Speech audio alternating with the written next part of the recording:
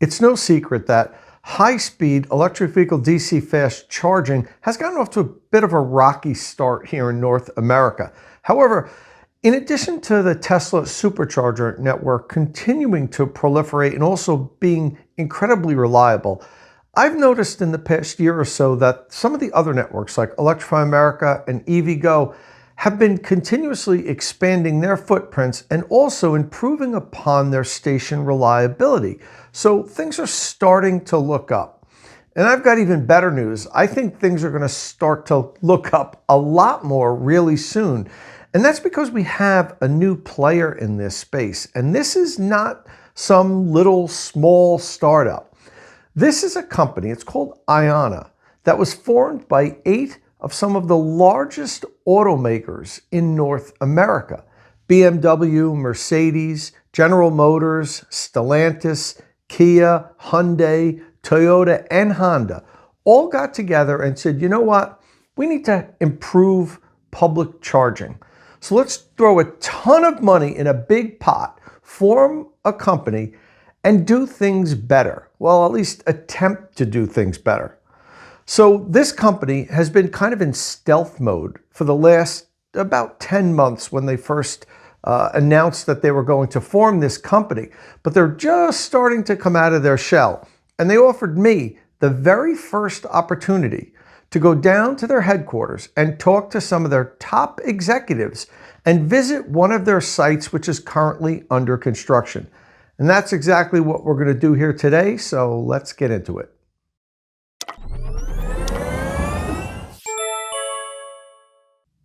All right, so let me talk a little bit about why I have very high expectations for Ionna. First off, they're coming a little bit late to the game, and that could be an advantage because they've had the opportunity to watch the other networks and some of them stumble. And the fact that they're coming in later means that the equipment has had years to mature. You know, when Electrify America first started, they basically invented 350 kilowatt DC fast chargers. They weren't available on the market. They had to engineer them and hire companies to produce them. So, of course, the first generation was going to have its bugs. I think what frustrated a lot of people was it seemed like their second generation of products also had some bugs when it was first launched. It seems to be getting better now and the reliability is better. EVgo, on the other hand, when they first started installing DC fast chargers, nearly a decade ago, I think at this point, 50 kilowatt DC fast chargers were the highest powered ones that were available. And there weren't even any electric cars other than Teslas that could accept more than 50 kilowatts. So they've gone through a number of equipment upgrades over the years. The thing about Ionna is they're coming at a point now where all this equipment's been on the market for a long time and there's multiple vendors to choose from. That really wasn't the case back when EVgo and even when Electrify America started. So I think coming in a little bit late is giving them a little bit of an advantage because not only can they see what worked for the other networks, what didn't work for the other networks, but they get a chance to pick from a variety of different equipment vendors. And they selected the Alpatronics, which has a very high customer satisfaction rating over in Europe. They don't have a lot in the ground here in North America, but they have a lot of their chargers over in Europe. And everything that I've heard about the company indicates that the people are very happy and satisfied, very high uptime. They don't break that often. And I also recently visited the Alpatronics headquarters. I made a video about it about a month ago where I got a chance to talk to company executives and check out the chargers themselves. So I'm excited about the equipment in addition to Ionna's business plan, which is also interesting.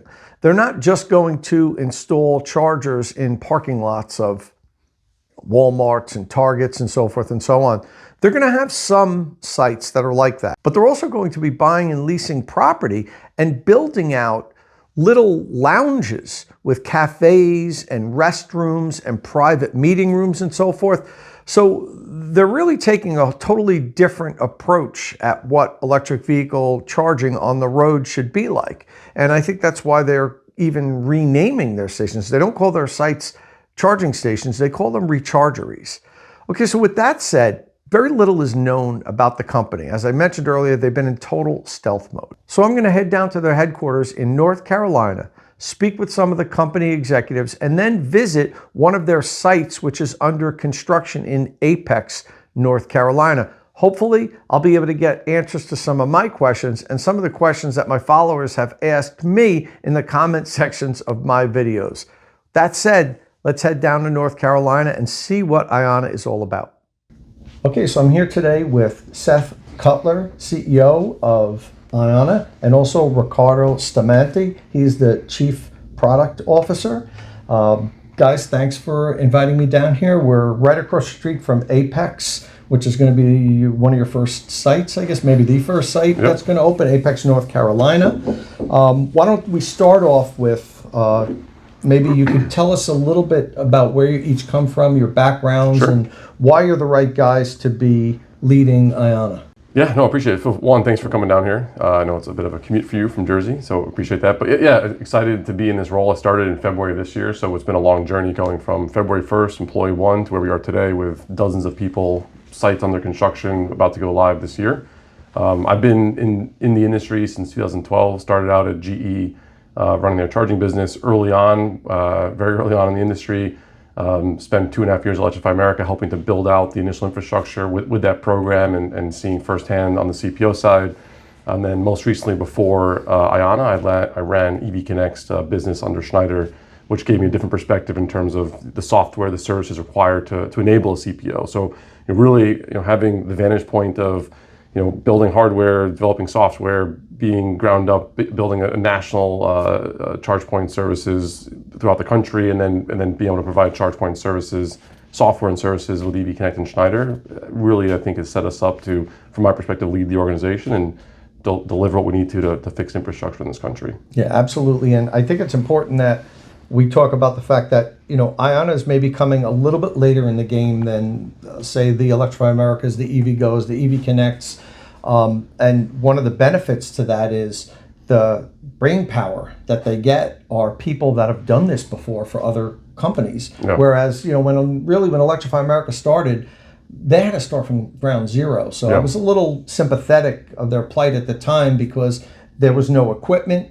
There were no people that had done this before, other than if you could grab some people maybe from Tesla because they'd been doing the Supercharger network. So I think that's a big advantage that you come from a pedigree of doing this before, and hopefully learn from, say, some of the mistakes that some of the companies made earlier. Yeah, and I was at that. I think it's all about learning, right? And I think one of the things, I'm a person, right? And what you said really hits the nail on the head, which is we've went around the industry and hired what we believe to be the best of the best. We have folks from Tesla, we have folks from Rivian, we've hired folks from Electrify America, we've hired folks from EVgo. So we really have gone around because at the end of the day, the idea of a national network of charging stations is not new, but the ability to execute is what we're really after, is how do we deliver different value in a different way? And that's where we've tried to bring together the best of the best to deliver that solution. And you mentioned a bunch of companies that you got people from, but you didn't mention Stellantis, which is one of the companies here that we're talking with. Ricardo, tell us, what have you been doing the last few years? Absolutely. So from the start, it's a really interesting mix of experiences that I could have never predicted would turn into,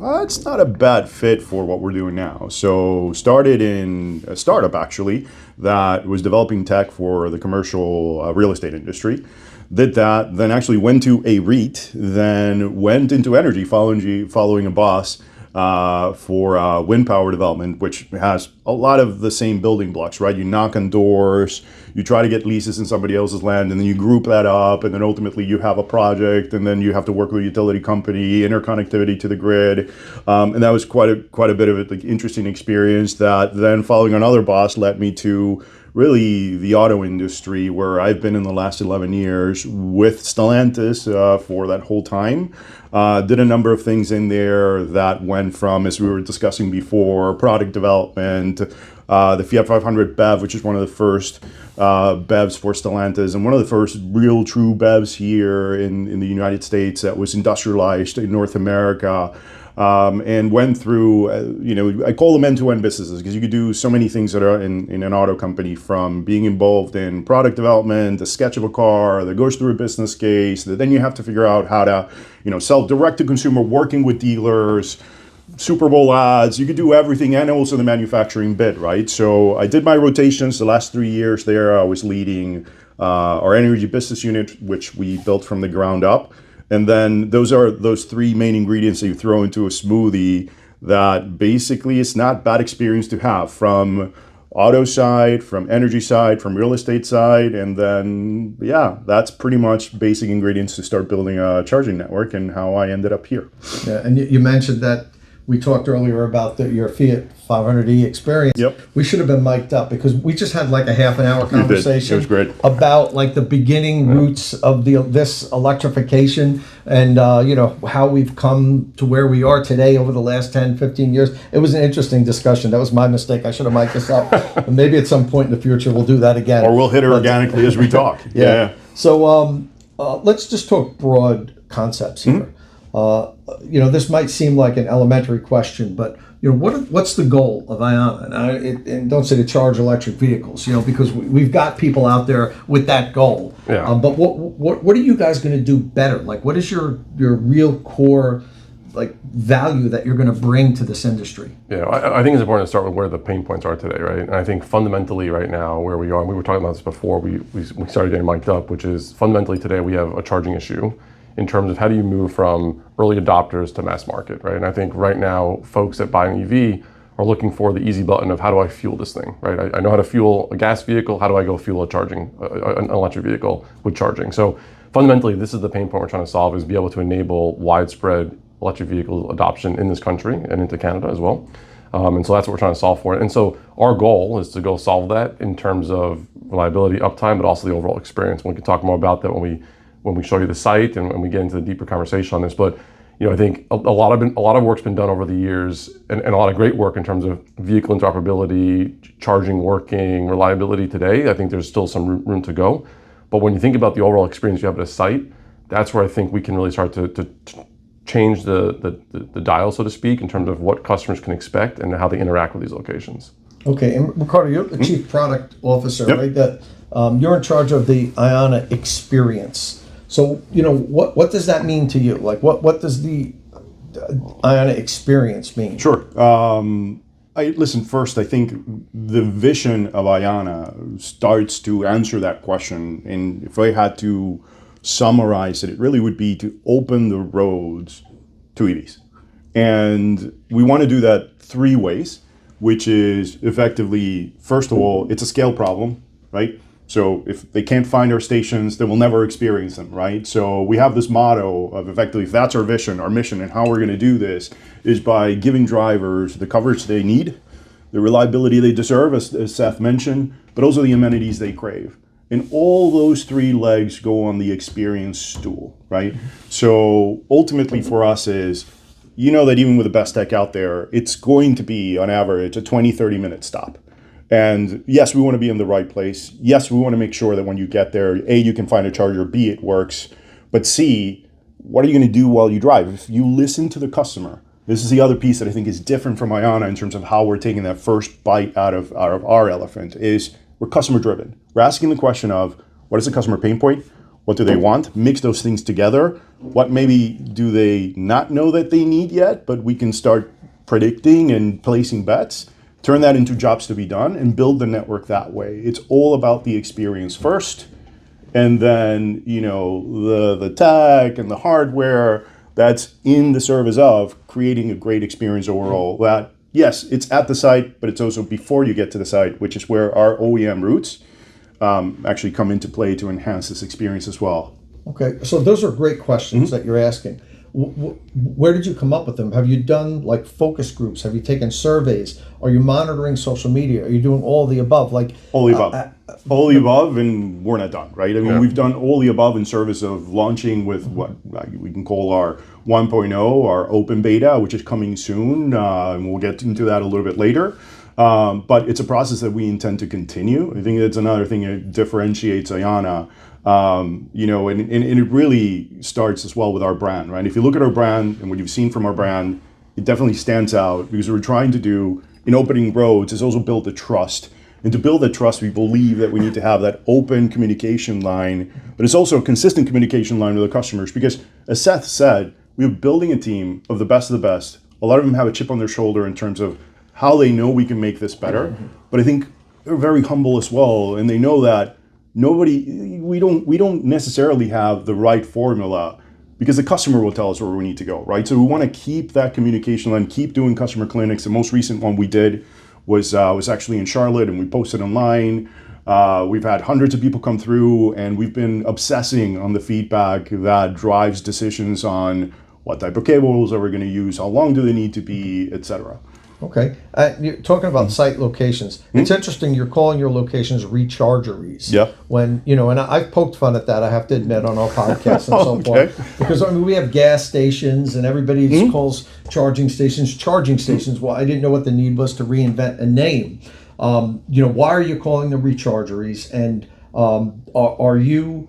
I noticed the ones that are in planning, at least so far, aren't just chargers on a parking lot. They have amenities. There's coffee. There's restrooms. It's like a mini. I don't want to say it looks like the gas station model, because there's pumps. It looks like a there's Rechargery. Looks like a Rechargery. Well, right? well, maybe that's why. Is that going to be all your sites are going to be like this? And what are you doing to try to get them on premium locations? Because I noticed one thing that Tesla has done fantastically well with their superchargers is the locations. Yep. They seem like they're always right where I want them. But when I want to go, when I'm on a long trip and I need to go to like an EVgo station or a Electrify America station or another network, they're there, but they're 3 or 4 miles off the damn it, Tesla just nailed it with the locations.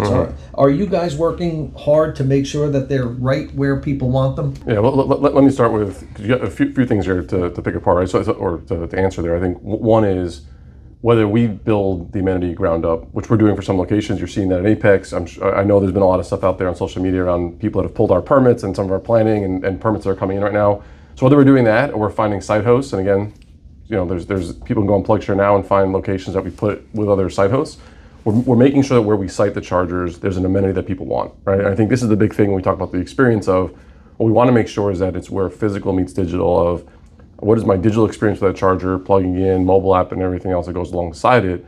But physically, how does that interact? How do we make sure that we're not in the back of a parking lot in a not well-lit area? How do we make sure that the experience that customer has at that charging station linked back to what they can do there has linkage?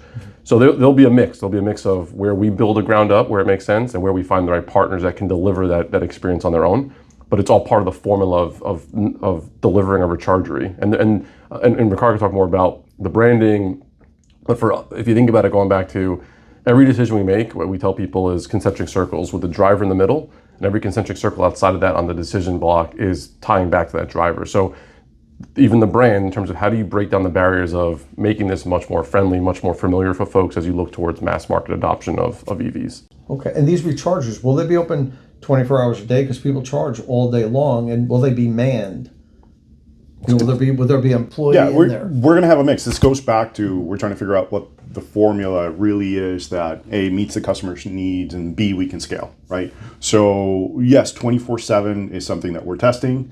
For sure, charging will always be 24/7. I think also, to partially answer your question from before, the power to say no has been very important in how we build our network, right? Because there's really no shortage of locations that just drop in our lap, and there could be a great opportunity because maybe there's some advantages to that location. We can open early, but if that customer experience isn't going to be great, they have the power and the discipline to go through our process and say, no, we're not going to do that location, has been really important, right? So should come back, yes, you'll see 24/7 charging in places that you would want to be. They're well lit, that they're secure. Where you see recharges like the one that we'll go to a little bit later, which is Apex. See that's actually land that we purchased. It's a historic building that we've renovated, and there's a portion of that building that will be 24/7 for the things that we think make sense for 24/7. So the bathrooms, the vending, and then there's another portion of that building that has more like normal business hours. It's still pretty good business hours at 7 in the morning and say 8 p.m. where there's coffee, bakery, actually co-working space like this, a lounge, and you'll have the two experiences. But no matter what, on the outside, which you'll also get to see, it's a great location because it's right next to the downtown. The charging is 24/7. We're putting an outside access point for Wi-Fi so you can do some work outside as well. Hopefully now it's not as cold as today, but you can do it from your car too. So there is a 24/7 component to it, maybe not the whole site. And we'll keep on testing. We'll see what customers tell us, and what they value will be where we put our resources. Okay, one of the questions that I got when I first announced, when you guys first announced this back in, I think it was February or somewhere, was I got a lot of comments that people said, oh, great. They're going to have 8 bosses and 8 different companies telling them what to do. This is going to be real rich, you know? So do you have 8 bosses? Do you have 8 different companies pulling you in different directions saying, we want to do this and we want to do that? You know, or do you guys have pretty much autonomy here? How's that work? Yeah, it's a great question. So one, I look at them as 8 partners, not 8 bosses, right? And for sure, there's a reporting structure for myself and the C-suite back into a board of directors made up of the different OEMs. But it really is a partnership, and honestly, it's a partnership that's been really successful. And I think, to me, the proof is in the pudding, right? We've been very intentional and deliberate about what we've talked about. Because we don't want to overcommit and overpromise in the market. We want to demonstrate what we can do. And I use that same example in terms of, I started in February 1st as employee 1. There was nothing, right? From February 1st to today, right? We've got, everyone's pulling permits and they see what we're doing. We've got sites under construction. We've got sites energized. We've got sites commissioned. We've got a pipeline of sites that are in design right now, going into permitting. These are real proof points. So to be able to do that in 10 months. Right, with, as people call it, 8 bosses, which I refer to as 8 partners, is incredible, right? And there's a phenomenon that we refer to as Ionna speed inside of the organization, which is really a bias towards action. How do you make a decision, live with it, learn from it, and continue to adapt and move on? And I think it's been a really great culture that we've been building inside the organization to deliver a different value in an expedited way inside this company. Talking about Ionna speed, when you first announced Ionna, you had said that you'd have 30,000, or at least your goal was to install at least 30,000 DC fast chargers. You didn't say the number of locations, but at least 30,000 plug or chargers by the end of this decade. That's Ionna speed. And to put that into perspective, currently Tesla has 2,300 supercharger locations and only about 28,000 plugs. So what you would be talking about doing is installing more charging stations than what Tesla has done in 12 years, I guess, of supercharger in 5 years.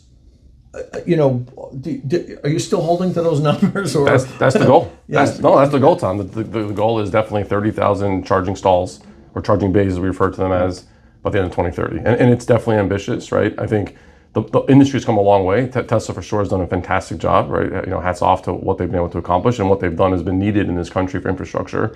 You know, I think they've helped blaze a trail where the early years of deploying Supercharger, the early years of Electrify America, which was difficult deploying infrastructure, was harder back then than it is today, right? Where jurisdictions didn't know how to deal with it, utilities didn't know how to interconnect it. So I think a lot of what we're doing today is definitely built on people that have come before us and have helped enable what we're going to go do foundationally.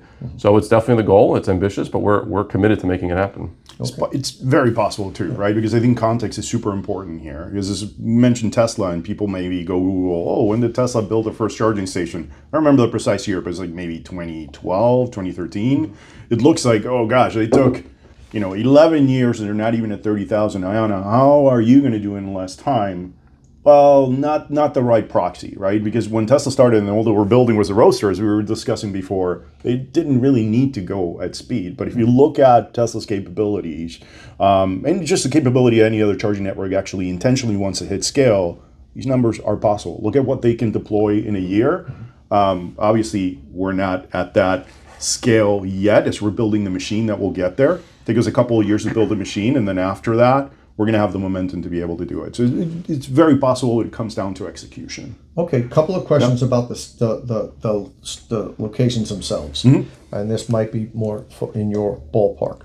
Are we going to have pull-through stalls for trucks that need them? Yes. What are the mix of CCS to J3400 plugs? Is that going to be site dependent, or are you going to have an overall strategy like 20% J3400, 80% CCS? We have a strategy. So already answered, but I'll answer again. Yes, we're going to do pull-through stalls.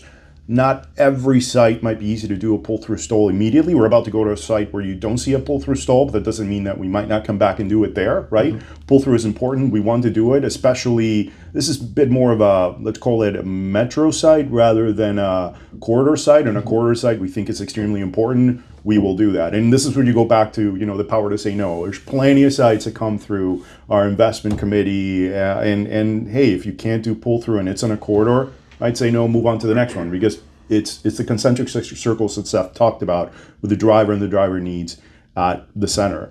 In terms of sorry, the second part of your question was? That was the J3400. Yeah, the J3400, that's right.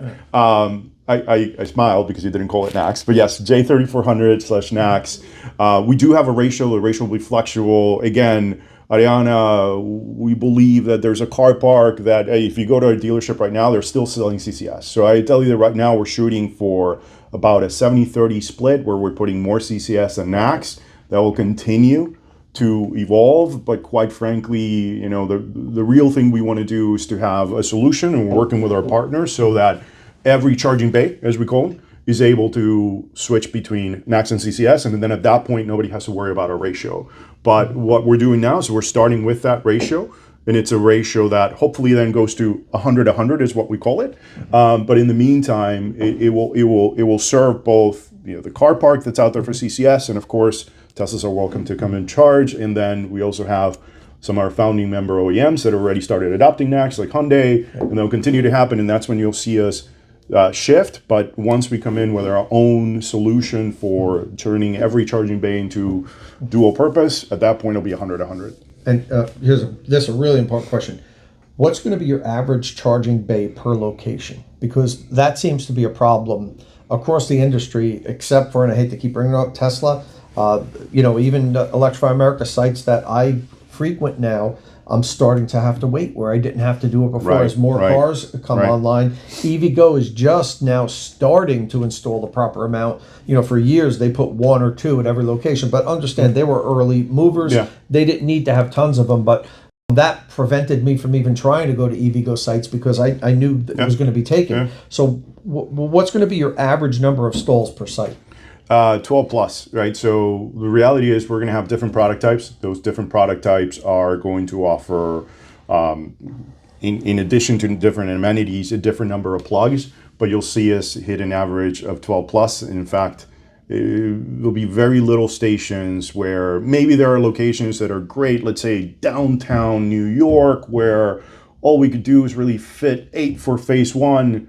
But it's an area of the country that is really, yeah, we might make an exception and go with 8, but you'll see us on average hit 12 plus. There's going to be plenty of sites that would be much higher. If we're going to hit 30,000 charge points, you can imagine that we're not going to be deploying 1, 2, 3, 4, 6 charger sites. And all the chargers, will they be the 400 kilowatt Alpatronic units? At a minimum. At a minimum, yeah. And you're not going to get involved with AC charging. I know Electrify America, some of their sites have a couple AC chargers there. Are you going to just be DC? Not right now. I think we need to be focused. I think that, you know, if you look at charging as one of the big things that we need to solve, then you have all these sub issues and sub pain points, and sure, level 2 charging, but quite frankly, the biggest hole is DCFC and the experience of DCFC, and that is the problem that we're concentrating on solving first. What we do later, we'll see. Okay. How about uptime and repairing the sites? As great as the units may be, they're going to break from time to time. There's going to be vandalism. We're starting to see, unfortunately, now people come and cutting cables off the chargers, which is a huge problem for you guys.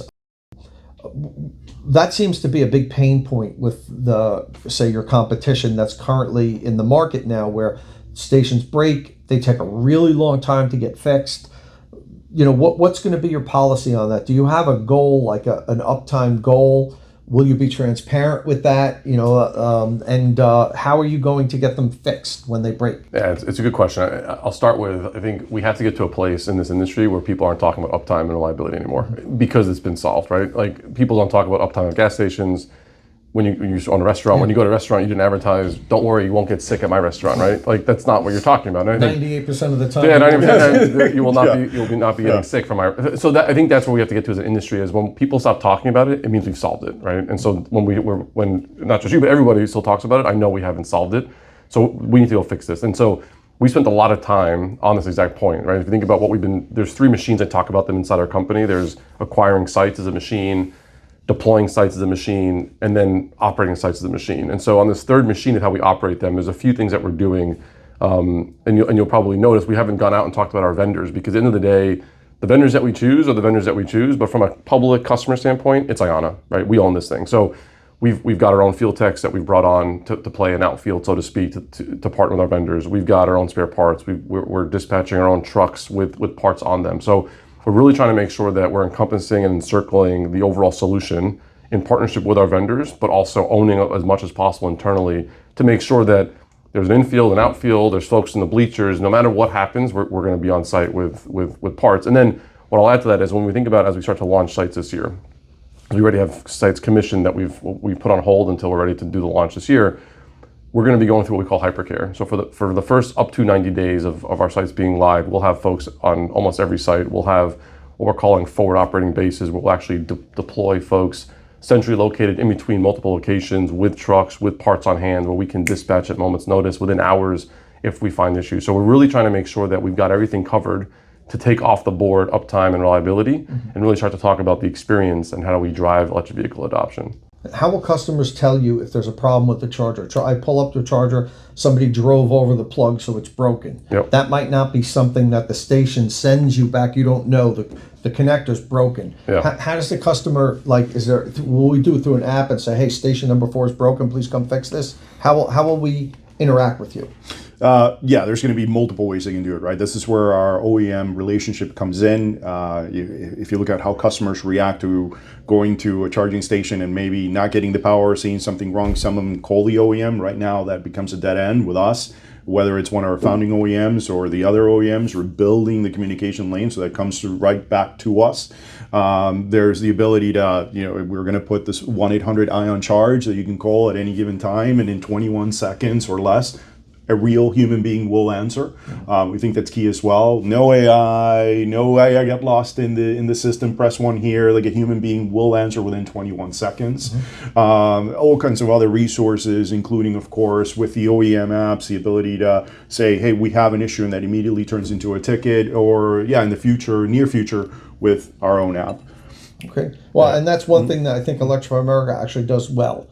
Their customer service is good. When I call, if there's an issue, I always report things, or if the station won't turn. When I call, they pick up the phone pretty quickly and help me. So hopefully you'll be at least as good as what they do. And I think the call center is one facet, right? So really, for us, it's everything we do is multi-pronged, right? So we'll have a 24-hour call center, and that's both, that's folks on our team.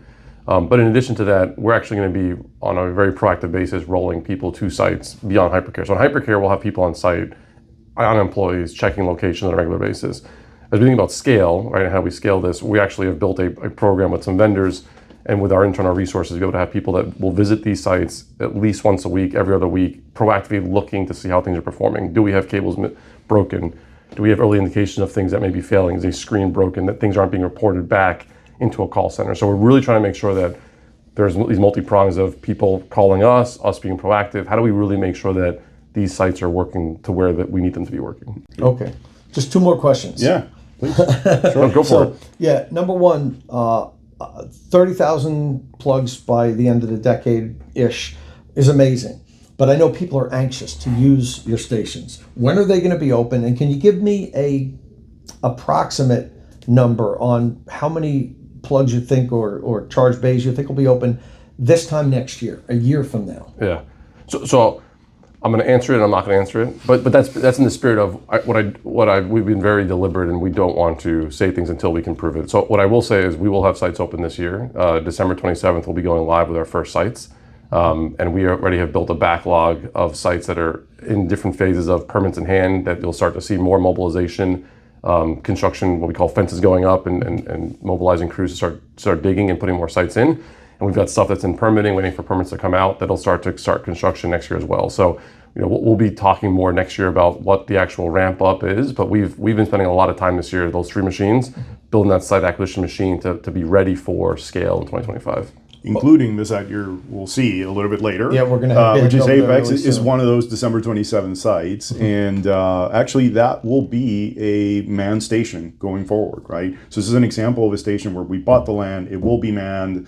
There's a really cool business model here of working with local entrepreneurs that will be running the coffee shop and bakery within it. In addition to, it is co-working space like we mentioned, and those entrepreneurs are going to be trained to actually be in an even better daily check on, is a charger on the ground? Is that somebody back into, the charger and give us a ring, right? So we have like these different models that we're testing, and one that we're really excited is Apex, and start to experience that as we go into open beta mode on the 27th. Okay, and finally, Yep. I would be remiss if I didn't at least bring this up. Politics. We have a shifting political landscape here in the U.S., and there is a lot of anticipation that the coming administration is not going to be as EV friendly with regards to tax credits, for instance. So the sale of electric vehicles we could see a slow up if the EV tax credit goes away. There's even talk that it's possible that they could kill some of the infrastructure funding that was in the Inflation Reduction Act. Is that going to affect you? Will that slow down your progress? Are you going to pull back a little bit if, say, public funding isn't available? If you see electric vehicle sales slow down, how's that going to affect Ionna? It's a great question. So here's the way I'll answer it is, I think we have a charging problem today with the number of cars on the road in the US, irrespective of what gets sold next year. We have to go solve that problem, right? So we are fully committed to rolling out infrastructure at the same pace going forward to go solve that. I think what you're seeing is the appetite of the consumer to buy EVs has continued to grow, right? There's great products out there by all the OEMs from an electrification standpoint, the range, the drive quality, it's a great product. And when people get into EVs, there really aren't folks that want to turn back, right? So I think it's on Ionna now to build out that charging infrastructure to continue to enable that journey for the consumer.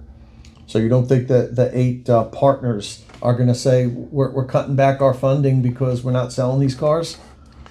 Not at all. Yeah, not at all. I think great product trumps, no pun intended, a lot of these potential headwinds. I think the reality is EVs are here to stay. What percentage, how fast, it's an open question. Like Seth mentioned, the infrastructure today, especially if you look at the infrastructure today from the standpoint of what is actually a great experience, and you mentioned it yourself, outside of one network out there, I'm not sure that there's a great experience to be had, and that's what we're here to build, right? So we don't think this is slowing down to the extent that would affect our mission. Okay. All right. Well, that's pretty much all I have for you guys. Let's head over to Apex. I want to check out that site. Can't wait. Yeah, let's do it. Yeah, Okay, thanks. Let's go. Thanks, Tom. State of Charge is powered by Qmerit. After I help you decide which electric vehicle charger you're going to buy, follow the link in the description of my videos and have the installation professionals at Qmerit install it. And by following the link, Qmerit will waive the $200 on-site inspection fee. But in order to have that fee waived, you have to follow the link in the description of my videos. Okay, so here we're at the Apex Rechargery. It's a total construction site right now, but the guys tell me it's going to be done pretty soon. You can see that big Apex water tower right behind it. This is a super old gas station. So let's take a walk and check it out. All right. You can see that old, looks like 50s style overhang. You could totally see this as a gas station long time ago. The guys are chopping up the concrete now to pour a new pad. I asked them to stop for a minute. They were nice enough to do that. And you can see the garage doors are going to stay, but they're not going to be functional. That would be the front door over there where you walk into the area where it's like a lounge and the restrooms. And over here is where the chargers are. Check out the Apex water tower. Okay. You can notice these sites here have signs on top of them and tell you if it's a NACS charger or a CCS charger. This first station here says NACS 1, then we've got NACS 2, and then we turn over to the CCS side. CCS 3, CCS 4, and CCS 5. Now all these vehicles are doing charge recording and testing here today, just validation testing. The manufacturers are here with them doing that. So they want to make sure there's no interoperability issues. This is going to be a finished canopy. Unfortunately, it's not going to have solar panels, not at this site at least. It's just going to be a canopy. And all of these units power share. They have two plugs. So if you notice, each station can service two different stalls. So we've got a familiar face in here. Hey, what are you doing here? Just happen to be passing by? Yeah, testing. Oh, maybe I can get some proprietary data from his laptop real quick. Hey, Brendan. Hello. And for those that don't know, that's Brendan Flash. Okay, so if you take a look along the end here, there's a lot more property over here, which lends to the question of, do they plan on updating it at some point, adding chargers? From what I understand, they have the capacity to add more chargers. I don't know if it would be over here or even around front you could do that. But for now, it's going to start out with 5 stations and 10 stalls. Okay, up next, I'm going to have a chat with Phil Retsch, who is Ionna's Chief Engineer. So we're out here at the Apex charging site. It's a total construction site right now, and I'm here with Phil Retsch. He's actually a longtime acquaintance of mine, and Phil with Ionna is the Chief Engineer. And we're laughing because I had to do this 3 times. I kept saying he was a Chief Technology Officer, so that's me. But he jumped in and saved me on this time here. Phil, I know Phil from his BMW days, way back when e-mobility was just starting. And you were with BMW for a while, then you moved on and you were with Electrify America for a while. But now you're in charge of Ionna's engineering, their technology. And I notice as we're standing in front of an Alpatronic 400 kilowatt unit, it seems like, at least now in the launch of Ionna, this is the equipment that you've been using. You've worked with pretty much every DC fast charger on the market, I think, by now. You have extensive knowledge on all of them, but you guys selected this unit here, so I suppose you have confidence in it. Could you talk a little bit about why the technology and the equipment you choose is just so important in today's DC fast charging landscape? Yeah, Tom. Certainly, it's a very good question. I think it really comes down to the guest experience, right? So what we're trying to solve is making charging work for everybody. And when we started out, we set ourselves some very ambitious goals, and we put together a really comprehensive set of requirements. So it really comes down to, what do you need out of the equipment in terms of uptime, reliability, charge success, power delivery. So that's all very relatively straightforward to define. But then how do you deliver on that, on those expectations? So, and what we did is we went through a very extensive testing process. So we vetted a large number of systems that are available in the field. Some of them are known quantities, others are maybe a little bit different. And we essentially went through a months-long process of testing this equipment up and down and integrating it. And we ended up with these systems really after this very long process. So today we're really close to our launch, and we have done a lot of testing to ensure that customers have the experience that they deserve, plugging in and getting a charge every time on the first try. Yeah, and that's what I wanted to talk to you about, because actually right here today, there's a ton of testing going on. There's EVs from a whole bunch of manufacturers here doing, I guess, validation testing. I know, I think I talked to you about this when you were back with Electrify America, how that was an important component of charging, to make sure, particularly when new EVs hit the market, that you do thorough testing. So I assume that, especially now that you've got 8 automakers involved here, those aren't the only ones that you're going to be testing before they come to the market, right? You'll Absolutely. be getting the vehicles from the other automakers also, correct? Absolutely, absolutely. So certainly we have our eight partners which have really been fantastic in this whole process, and it's one of our superpowers. So having 8 partners that have a substantial market presence and getting them on board day one to work with us in this testing and integration process. So we made sure that over these past months we had an entire fleet of vehicles. So you see just a subset here. We have tested close to 60 different vehicle platforms across the entire spectrum. So vehicles that come from our partners, but also everything else that is in the market, right? So we don't build a walled garden. And made sure that interoperability on all those vehicles is guaranteed, and that we know all the little nuances, and if anything needed adjustment, that we have that covered, or we work with the automakers to make sure that we have a good experience for every customer, independent of if the vehicle comes from a backer of the company or if they are from a third party. So how about the introduction of the J3400 standard now? That's kind of a new standard. I know people use it interoperable with NACS, but it's not exactly the same thing. So is that making it more difficult for you now to integrate that and to test NACS compatibility with each different OEM might, you know, have like a slightly different interpretation of that? I know that was a problem with CCS early on, that, you know, some cars worked on some chargers and some didn't because of it was how their standard was interpreted. Is that going to be a problem with NACS also?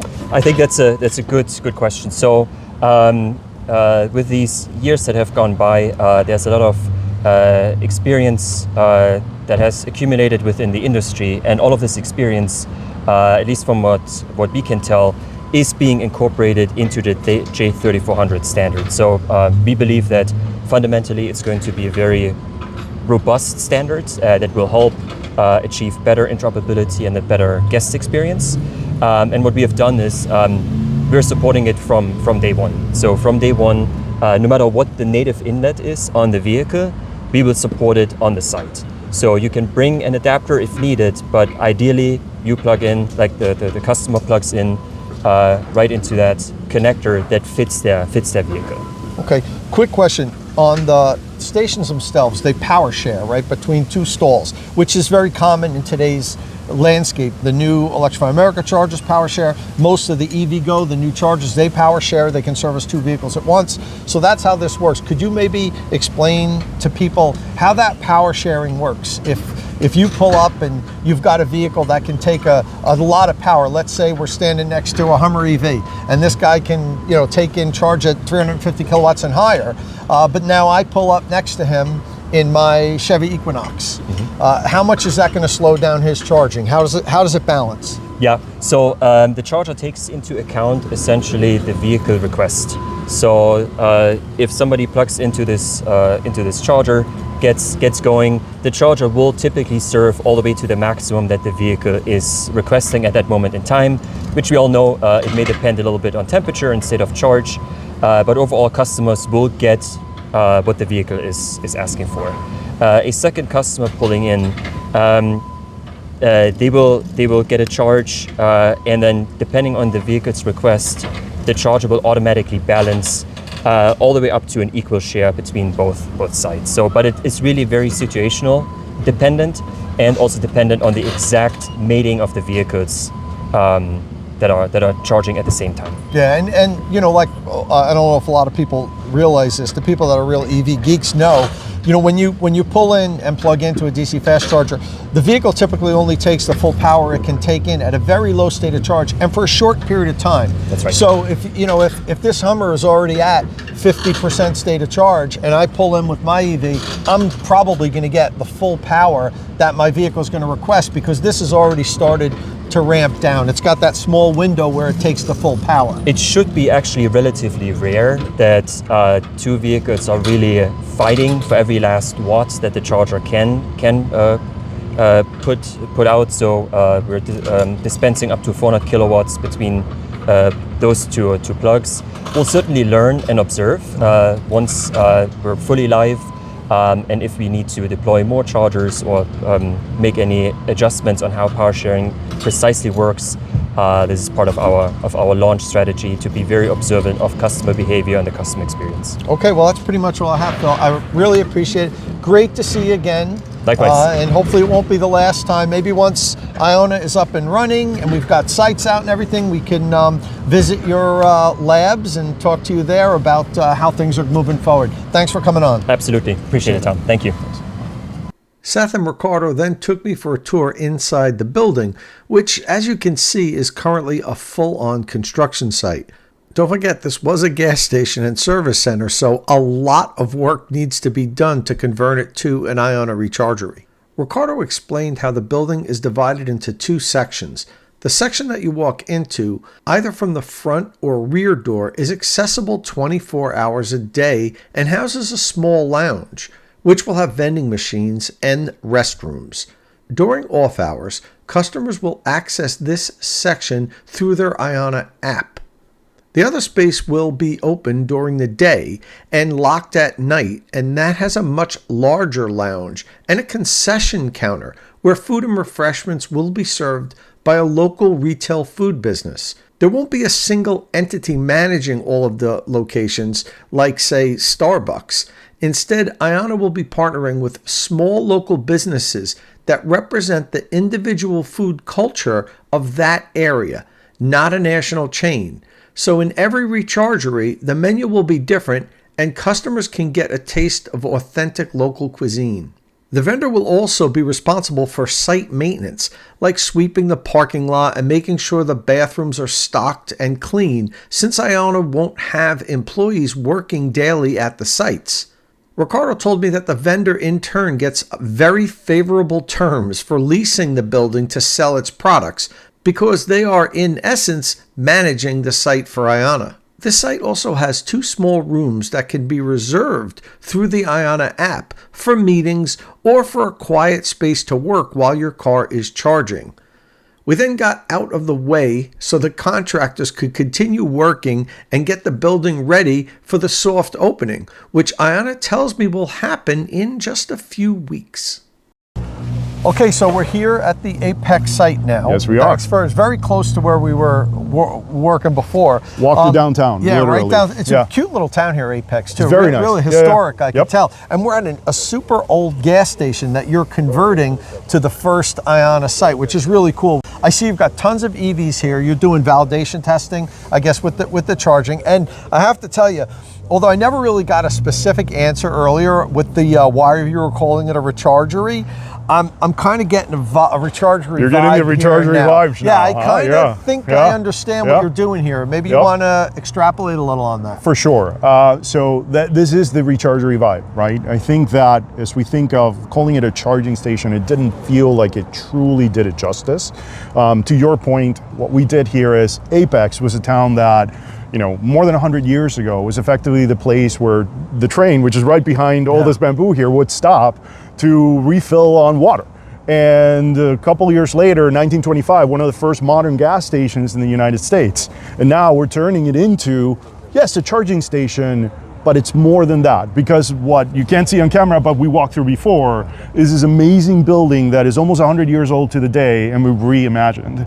And it's, yeah, sure, you can charge, you can work and charge, you can lounge. There's a local entrepreneur that effectively will more or less own this site, will come out and bring coffee and pastries to your parking spot, or if you actually want to go inside, then you have the lounging, you have vending, you have things for you to do while you're charging, right? So Ionna started to try to answer that question of what are the customer pain points, what are their needs? Let's get our ear real close to what customers actually really want and turn that into the job to be done.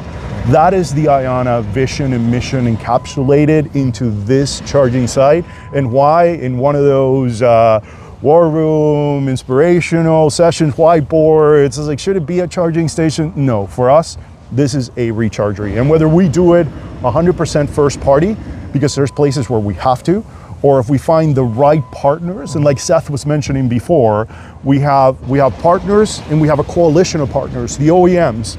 Right? We were born out of this coalition of OEMs saying we have to meet customers where they're at, right? And that's not just geographically, like we said before, it's also about the customer experience. So that partnership mindset is in our DNA. There are places out there which we'll announce soon that are going to have this Rechargery type of experience where the reliability will be there, where the things to do will be there, but we'll do it in unison with a great partner. And there's a digital aspect to that in addition to the physical one. And there's going to be these stations where we built the whole experience. And not only did we do it for ourselves, but we found a great local entrepreneur to come and then do the F&B part of it, right? The food and beverage part of it. And the idea is that as you trek across America, because you go back to our mission to open the roads to EVs, right? To make it cool to go on the great American road trip, EV powered, right? Is that you stop at Apex and it will be Zulia Bakery with something that is very regional and very local. And you stop at the next Rechargery. Sure, it might be a partner. You stop at the next one, it'll be another local entrepreneur, and they truly won't be the same experience across the nation, right? I think that's special. That's Americana to us. It's reflected in our brand. It's reflected on our take here. Well, listen, good luck with that. Thank you. We did.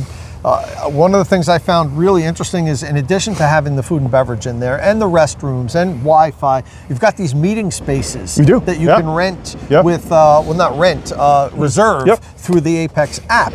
So, you know, if you need a little bit of space to do a little, you know, set up your Agreed. laptop and Agreed. have like a Zoom meeting when you're on your road trip or whatever, you got a quiet space that you can reserve. How many times have you been on a road trip or you had to take like a work call, and especially if you're charging, you try to do it out of your car, you have the ability, whether it's from the Wi-Fi perspective or even reserving a room, phone booth, to also do it inside if you'd like, right?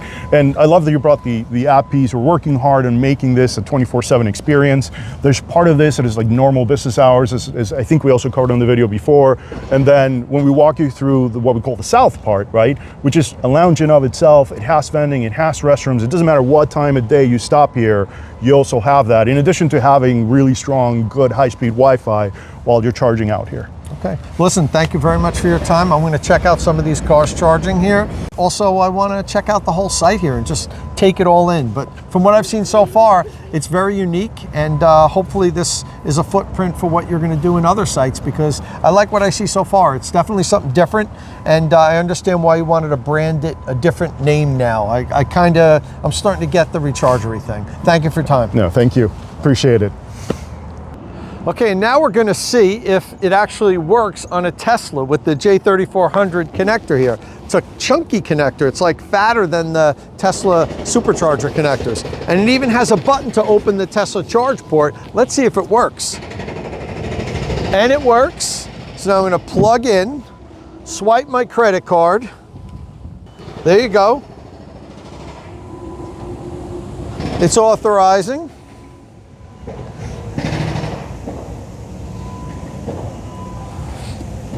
And authorizing, approved. Okay, Brendan, you owe me $5 for this. I'm charging Brendan Flash's Tesla. And she's charging, so it works. And another thing that I noticed is really cool. Check out the cable management system. It's an arm that swings out, and it's a real beefy arm. I mean, these cables are thick and heavy, but check out how far it reaches. This is a GMC Sierra Denali EV, which is a huge vehicle, and because the charge port is on this side, he was in the wrong spot, let's say, for that charger. But it reaches over. Even with a huge vehicle like this, you can get all the way to the end of the charging stall and reach. But when they're not in use, they're not even touching the ground. So no dragging on the ground. You won't have plows hit them. This cable management system seems to be very robust and very efficient. The cables are really long, but look at them. They don't appear that long when you pull up. They look like kind of the same length that cables are on, say, Electrify America or EVgo stations. However, these are longer and they reach all the way across the vehicle.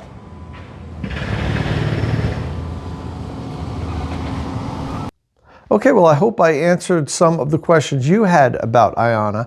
But there are a couple things I want to mention that I didn't talk about in the video. Number one was pricing.